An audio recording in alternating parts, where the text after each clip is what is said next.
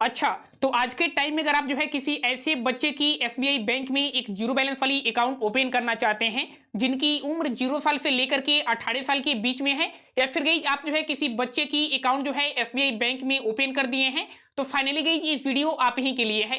क्योंकि guys SBI जितनी भी अकाउंट यहाँ पे माइनर के लिए प्रोवाइड करती है, उस सारी अकाउंट की कंप्लीट रिव्यू देने वाले हैं, ताकि आपको भी पता चल जाए कि इन सारी अकाउंट में सबसे बेस्ट जीरो बैलेंस वाली अकाउंट कौन सी है। और गाइस ये बेस्ट जीरो बैलेंस अकाउंट यहाँ पे माइनर को क्या क्या फैसिलिटी प्रोवाइड करती है, और गाइस इस फैसिलिटी के नाम पे एसबीआई बैंक यहाँ पे माइनर से क्या क्या हाइडन चार्जेस लेती है, पूरा कंप्लीट चीजें हमने स्टेप बाय स्टेप करके बताया है। साथ में गाइस अगर आप जो है माइनर की यानी जिनकी उम्र 0 साल से लेकर के 18 साल के बीच में है, वैसे बच्चे की अकाउंट एसबीआई बैंक में कैसे ओपन करेंगे, पूरा लाइव यहाँ पे स्टेप बाय स्टेप प्रोसेस करके दिखाया है। तो गाइज आपसे रिक्वेस्ट है कि प्लीज आप इस वीडियो को थोड़ा बहुत भी स्किप मत कीजिएगा, नहीं तो गाइज यहाँ पे आप स्किप करेंगे, आपसे एक भी पॉइंट मिस होती है तो हो सकता है कि यहाँ पे एसबीआई बैंक से आने वाली जितनी भी माइनर के लिए अकाउंट है उसका कंप्लीट इन्फॉर्मेशन आपको ना मिल पाए। तो ठीक है फ्रेंड्स, अगर आप जो है वीडियो में नए हैं तो आप हमारे यूट्यूब चैनल बेस्टन पॉइंट को जरूर सब्सक्राइब करके बेल आइकन ऑन कर दीजिएगा। हम चलते हैं, कार्यक्रम स्टार्ट करते हैं। तो गाइस देखिए यहाँ पे एसबीआई बैंक जो है माइनर के लिए दो अकाउंट प्रोवाइड करती है। एक नंबर पे पहला कदम अकाउंट, दो नंबर पे पहली उड़ान अकाउंट। गाइस यहाँ पे सबसे पहले दोनों अकाउंट की एलिजिबिलिटी क्राइटेरिया के बारे में बात कर लेते हैं। देखिए गाइस अगर आप जो है पहला कदम अकाउंट को ओपन करना चाहते हैं तो यहाँ पे आपकी एज जो है 0 साल से लेकर के 18 साल के बीच में होनी चाहिए। और वहीं गाइस अगर आपकी एज जो है 10 साल से लेकर के 18 साल के बीच में है तो आप जो है पहली उड़ान अकाउंट के लिए एलिजिबल हो जाते हैं, आप इस अकाउंट को कंप्लीट ओपन कर सकते हैं। अब देखिए गाइस पहली उड़ान अकाउंट में हमें जो है लिमिटेशन थोड़ी बहुत कम मिलती है एज ए कंपेयर पहला कदम अकाउंट से। अब देखिए गाइस अगर आप जो है पहले कदम अकाउंट में केवाईसी करवाते हैं तो यहाँ पे केवाईसी की डॉक्यूमेंट जो है आपकी गार्जियन के लगेंगे, और गाइस यहाँ पे जो राइट्स है वे आपकी गार्जियंस को ही मिलेंगे।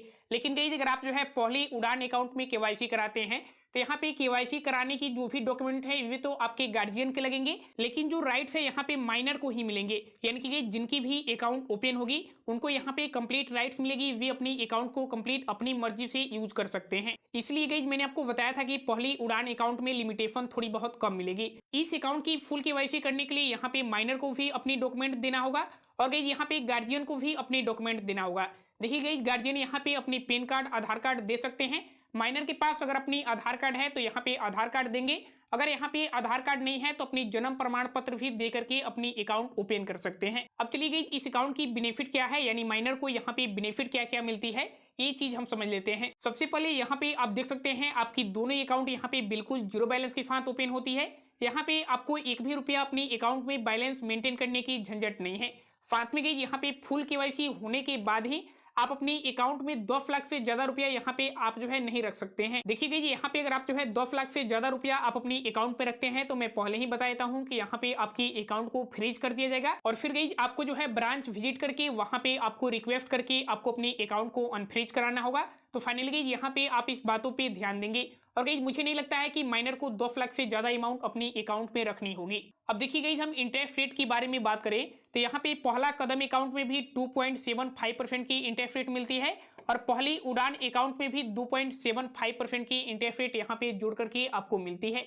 गाइस यहाँ पे एसबीआई बैंक जो है सेविंग अकाउंट में बहुत ही कम इंटरेस्ट रेट देता है, और वहीं गाइस आप अपनी अकाउंट के अंदर यहाँ पे फिक्स डिपॉजिट करवा देते हैं तो आपको यहाँ पे 5.45% यहाँ पे आपको इंटरेस्ट रेट देखने को मिल जाती है।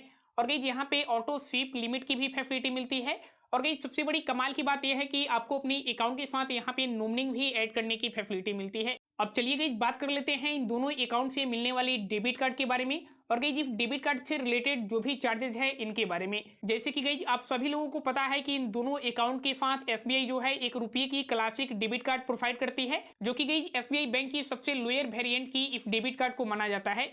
क्योंकि गाइस आप इस एटीएम कार्ड यानी डेबिट कार्ड से एक दिन में जो है 5,000 रुपया ही किसी भी एटीएम मशीन से यहाँ पे कैश विड्रॉल कर सकते हैं। अब देखिए गाइस अगर आप जो है 5,000 से ज्यादा रुपया यहाँ पे कैश विड्रॉल करते हैं एक दिन में तो आपको यहाँ पे चार्जेस देनी होती है। गाइस मुझे नहीं लगता है कि माइनर को एक दिन में इससे ज्यादा अमाउंट यहाँ पे कैश विड्रॉल करनी होगी। देखिए गाइस यहाँ पे तो लिमिट थोड़ी सी कम है, लेकिन इससे ये फायदा है कि यहाँ पे आपको इस एटीएम कार्ड की चार्जेस जो है बहुत ही कम मात्रा में देनी होती है। अब देखिए गाइस इस डेबिट कार्ड से आईएमपीएस या फिर बिल पेमेंट या फिर टॉपर से जुड़े किसी भी प्रकार की यहाँ पे पेमेंट करते हैं तो आपको यहाँ पे 2,000 रुपये की लिमिट दी जाती है। और गाइस ये जो है यहाँ पे आपको पहली उड़ान अकाउंट में ये फैसिलिटी मिलती है, यहाँ पे पहली कदम अकाउंट के साथ आपको जो है ये फैसिलिटी नहीं मिलती है। अब देखिएगा ये जो रुपये की डेबिट कार्ड है, आप इस डेबिट कार्ड से एक महीने में जो है 5 बार ही ट्रांजैक्शन कर सकते हो। किसी भी बैंक की एटीएम मशीन से यहाँ पे आप ट्रांजैक्शन कर सकते हो। अगर गाइस आप जो है इससे ज़्यादा ट्रांजैक्शन करते हैं तो यहाँ पे आपको चार्जेस देनी होती है। अब देखिए गाइस इस डेबिट कार्ड की एक और यहाँ पे चार्जेस है जो कि गाइस आप नोट कर लेना। जैसे कि मान के चलिए कि आप किसी भी एटीएम मशीन से जाकर के आप अपनी एटीएम कार्ड से कैश विड्रॉल करते हैं और आपकी अकाउंट में बैलेंस न होने के कारण यहाँ पे जो इनसफिशिएंट फंड यहाँ पे आपकी ट्रांजैक्शन डिक्लाइन हुई है, फाइनली उसकी यहाँ पे चार्जेस देनी होती है।